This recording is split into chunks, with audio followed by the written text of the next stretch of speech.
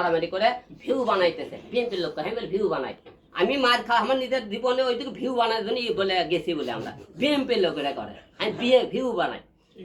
তাহলে তো নয়াপল্টনে বিএনপিও তাদের ভিউ বাড়াচ্ছে, তাদেরও তো ইউটিউব চ্যানেল আছে।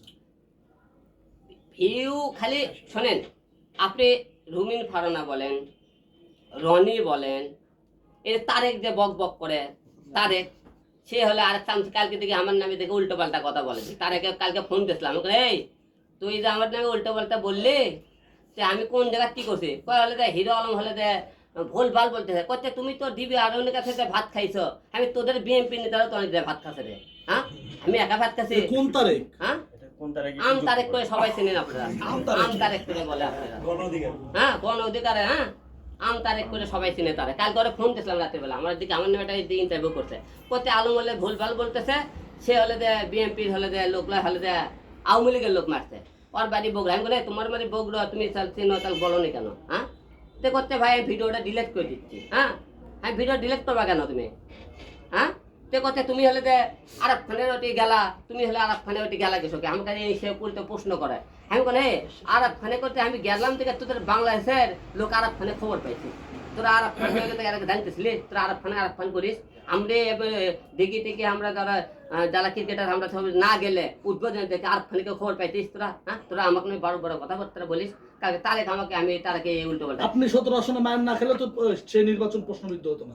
আমি এই কথা বলছিলাম, আমার কয়েকে হ্যাঁ ওই আমার কয়েকে কি তোমার জন্য হলে বিএনপি হলে এত রাজনীতি 17 আসন এলে তুমি কিছুই বলে। আমি তো এই তোকে বিএনপি রাজনীতি দিলে ট্রাম্প কাছে হিরো ব্যবহার করছে ঢাকা 17 আসনে, তোরা তো বক্তব্যগুলো দিলি, তাই হিরো ট্রাম্প কাছে তোরা ব্যবহার করে বক্তব্য দিচ্ছে, তোরাও বক্তব্য দিস, আওয়ামী লীগেও বক্তব্য দেয়, ট্রাম্প কাছে আমি কি তোরা ট্রাম্প কাটছিলাম?